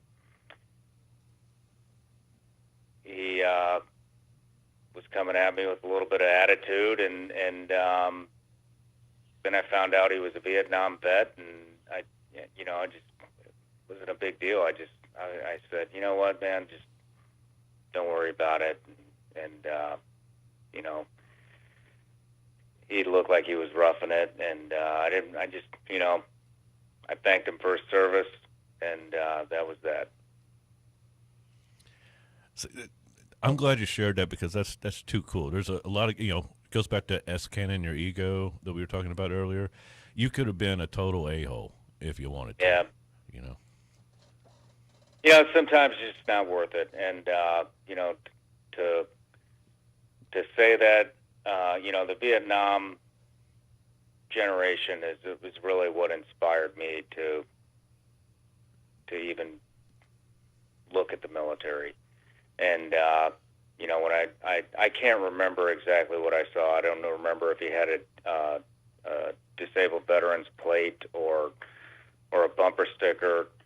But something I saw, I identified him, and I asked him, I said, "Oh, are you a disabled veteran?" And he said, "Yeah." And he said he was a Vietnam vet. And I said, "Well, welcome home, and thank you for your service. And, don't worry about this." And it'd probably been a real long time since somebody had said that to him. And, we shook hands, and that was that. And, it made me feel good, too. Hey, I heard that I think I heard you right. You said you're going to start growing vegetables and fruits and stuff. Yeah. All right, just a heads up, so you don't look as dumb as I did. If you grow blueberries, you have to have a male and a female bush. They will not grow if you have two male bushes or two female bushes. Interesting. Well, how do you know which one's which? When you go to buy them, lift the skirt up. Yeah, when you go to buy them, just get them already started. Because I planted mine at home, and when the seeds grew, I just had two male plants, and they weren't growing. I had to go out and buy a female plant. Oh man, well that's good intel, man. Thank you. That's why I stick to tomatoes. I'm gonna try strawberries next. I like strawberries. Oh God. No, it's I'm sorry. Go ahead, Double. No, you got it. I was, I asked G. Griffin this last week, and I figured I'd ask you too, Shawn. Is there anything that surprised you as far as society goes, and the reactions of this whole COVID-19 outbreak, and how everything just seemed to stop on a dime? Was there anything that you saw that just absolutely shocked you? And there's a lot that absolutely shocked me. But the first one is the toilet paper. Yeah. I mean, do you know how we will forever be remembered as, oh shit, there's a virus coming that's going to kill everybody. Let's go buy a bunch of toilet paper. Exactly. That's where we're at. So that was the first thing that shocked me. But I mean, there's been, and it still continues, every day. It seems like there's something else that's that just blows my mind. Yeah, because we've had hurricanes and we never sold out toilet paper. Yeah. You're going to be stuck inside for weeks at a time for a hurricane. You know, and bought up all the toilet paper then. Yeah, so that's one of them black swan events that nobody saw coming. You know, as far as this current situation goes, and I know being former Navy like myself, do you have an opinion or care to chime in on what happened to Captain Kosher on the USS Theodore Roosevelt, as far as from a leadership perspective or from from anything dealing with that? Do you agree, disagree, or do you have any insight on that particular issue? Well, I can tell you that one thing that I don't disagree with is the Secretary going in and the way that he presented himself to that captain's men, who obviously supported him and really looked up to him. I thought that was pretty disgraceful. Yeah, I agree. I agree. And so he ended up resigning for that, and I think that was the proper route to go, as far as for getting him out of there. Now, whether or not he had a bad day, and whether or not where the rest of the chain of command was, I'm kind of interested in why he felt the need to even write that letter. But what's interesting is when President Trump said that, he doesn't want to ruin a guy's career because he had a bad day, and now it looks like the secretary, the acting Secretary of the Navy, and Secretary of Defense are actually recommending his reinstatement. That's unheard of. Because usually when you get canned from command, it's the end of your career. And so I've never heard of a reinstatement. So this is going to be interesting to see how this develops. I think Monday they're actually gonna go public with the announcement as to their recommendation and what to do. Yeah, I mean, I don't know if he did the right thing or not, the captain, but I can tell you who did the wrong thing, and that was the Secretary bashing that ship's leader, in front of them. That's just right. That's just completely unsatisfactory. I totally agree. And so yes, we definitely need more information as far as whether or not the captain did the right thing. What I do think is interesting is I do think that the captain had the understanding that if that got out, it would hurt his career. But he made the decision anyway. So sometimes you got to do the right thing, even if it's going to come at personal cost. And I think he knew that, and he calculated it, and then that's the risk that he took, and then that's what happened. And so I think that was a decision he was willing to live with, even before he went out there with that. And so as far as living with it and dealing with it, but yeah, so I definitely think we need more information on that, whether or not he did the right thing. Again, I totally agree with you. I don't know, but we definitely know who did the wrong thing. And then it, of course, I think the right thing for him to do was to step out, and that's what he did. And so it'll be interesting to see how that develops. But yeah, from a leadership perspective, I'm 100% seeing it exactly the way you're seeing it. So I was just wondering if you had a difference of opinion there. And so looking forward to seeing how that pans out. Yeah, me too. Hey, Shawn, I gotta do this for S and giggles, okay? Just for everybody, because they're going there. They're gonna start looking at these videos, and obviously your business and the Shawn Ryan show. And by the way, I've been jonesing for a new one, so I can't wait. So June, hopefully, right? Me too. June 1st. Awesome. Nice. And I like that sit down that you and Katie started doing. Thank you. We're getting some new equipment so that we do this all ourselves. A lot of people think we have a big production company, but it's me and Katie, and that's it. So we just invested in some new equipment so that we can sit down and get the same quality content as when I have a guest on, and hopefully it works, and we can get this thing fired up. So yeah, I can't wait, dude. I mean, you have a fan in me, as you know, very very well. I have to tell you, I don't know. Well, before we get off air, dude, I want to talk to you, Shawn, if I can. I want to talk to you. I want to say goodbye to you off air at the end of the show.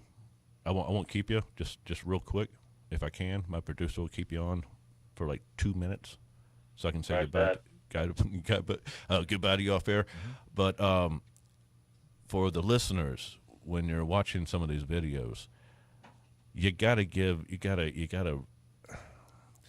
rut he totally cheated on that hood slide. Yeah. Well, Rudd's going to be on tomorrow. So if you guys aren't doing anything, me, Dave Rutherford, Rudd, Mike Ritland, and Rob O'Neill are going to do a Zoom call and talk about the pandemic. And so I will probably upload that on Monday. Okay. Cool. Nice. Love to see that. Definitely looking forward to that. And of course, as media people ourselves and as sort of as an assistant and somebody with a bachelor's degree in production media myself, I can definitely appreciate how much work goes into just not only being the talent and having the skills and then putting together a show and talking about it, but producing it and actually getting it online is a big deal. So I definitely feel you on that one. And so we're working. But you guys, you have to see Rutherford totally cheat on the hood slide. Really, I missed that. So now it's hilarious. Now I got some homework to do. Okay, Chad. So you said Monday, right? Monday you're going to put it out? Yep. Tomorrow we're filming it, and Monday it should be up on the channel. Nice. That's some big names right there. Ritland, mic drop. That's a great show too, right there. Yep. Most certainly. Shawn Ryan is our guest. We got one more segment with Shawn Ryan. VigilanceElite.com. The Shawn Ryan Show. Look all this up, folks. One more segment with Shawn Ryan. Really appreciate him coming on tonight. Absolutely incredible. Double A and Moment of Venture. People are listening to a show. It's accused of telling the truth. It gets ridiculed. What is this? Absolutely. This is the show about everything. This is Earth.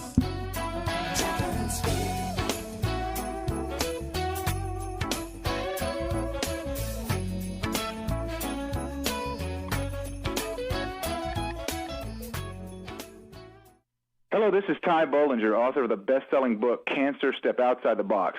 I want you to know some very important information. In 1985, President Ronald Reagan requested that Carnivora be sent directly to the White House at a time when only the president could obtain this world-class healer. Now, 27 years later, Carnivora capsules are used around the world to keep people healthy. Now you can protect yourself and your loved ones in this age of superbugs with 17 naturally occurring compounds that instinctively respond to abnormal cells only without harming a single normal cell. If you want to stay healthy, now's your chance to literally wake up your critical immune cells to attack harmful invaders that don't belong in your body. Call 1-866-VENUS-FLY or order from carnivora.com. That's CARNIVORA.com. That's 1-866-836-8735, 1-866-VENUS-FLY, or visit carnivora.com. Protect your immune system. It's the only one you've got. AMCO Transmissions, the trusted experts in transmission repair for over 50 years, are also the right choice for all car repairs. Yes, AMCO Transmissions, the name you know for fixing the most complicated part of your car, can take care of your brakes, tune-ups, belts and hoses, air conditioning, regular factory maintenance. They can fix anything. Plus, at AMCO, if you think your car may need repairs, we'll perform a free multi-point inspection and let you make the decision. If another shop says you need a repair, stop. Then come to AMCO Transmissions and Total Car Care for a free second opinion. Why pay someone when AMCO will check it for free? Don't trust your car to just anyone. Get it done right at any of our local family-operated Jacksonville area locations, including Orange Park, St. Augustine, and St. Mary's, Georgia. Additional diagnostic charges may apply. See Center for details. Find the AMCO Center nearest you at AMCOJacksonville.com. AA MCO. If you need car or truck repairs but money's tight, get help at AMCO. No matter what your credit history, AMCO has finance plans to help almost everyone. Are you tired of getting hit in the head or told to roll over because of your loud, annoying snoring? And you don't want to revert to a CPAP machine strapped to your face? Well, why not try a custom-made snore guard by Somnomed? Your risk for stroke and heart attack will be reduced by 30%. Hi, this is Dr. James McCall, and I wear a Somnomed snore guard, and I'm sleeping better than ever, and my wife couldn't be happier. Call me at 620-9225 and see if you're a candidate for a custom-made snore guard, which is covered by most health insurance plans. Give me a call at 620-9225.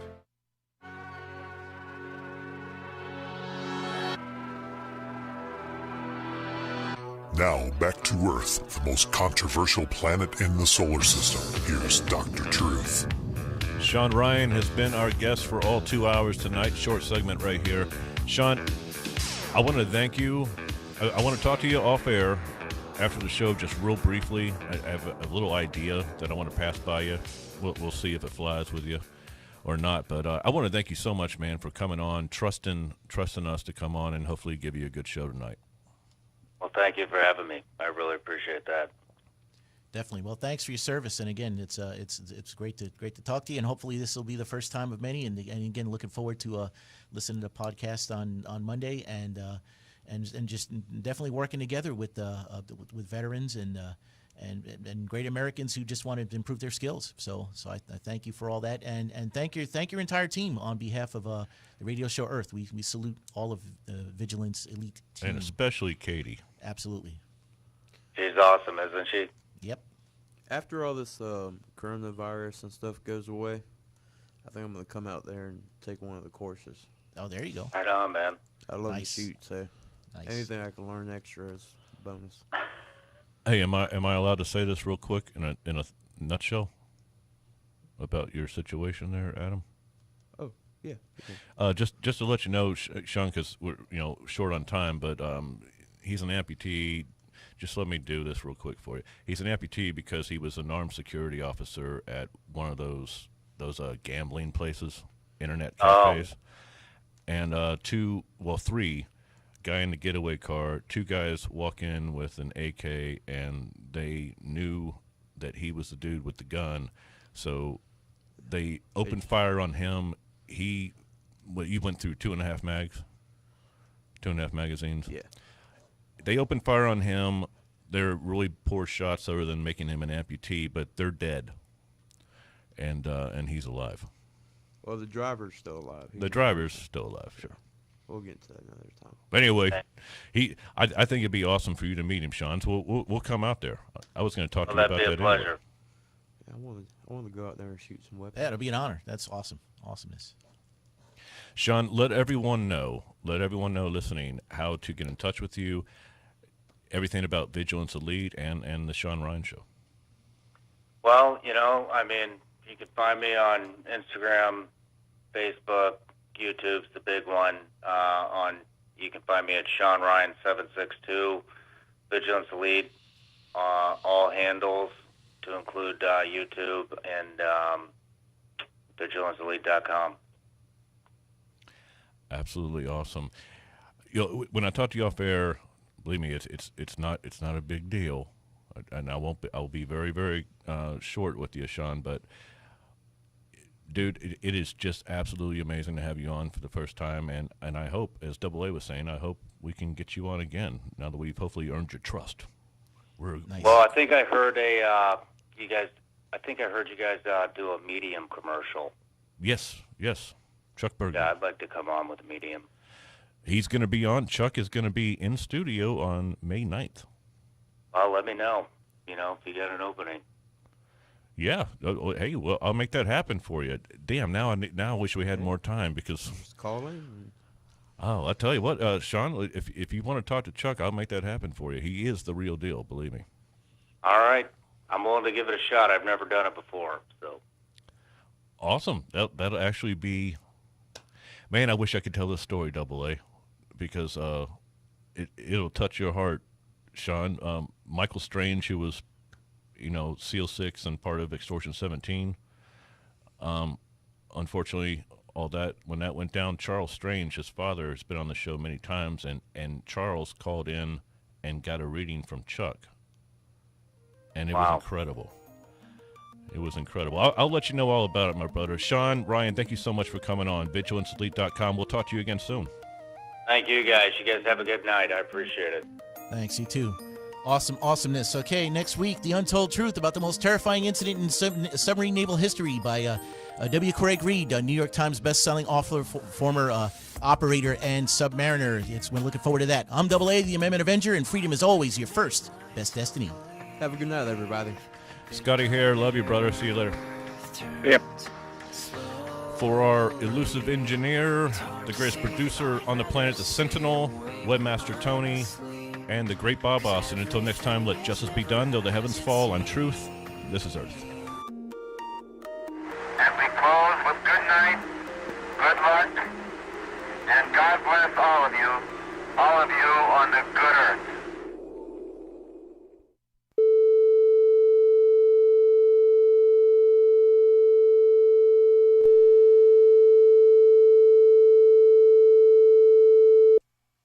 Hello, this is your producer back at Earth Control. Thanks for listening to tonight's broadcast. In case you missed any of it, or you would just like to hear it again, stay tuned. The replay will begin on this website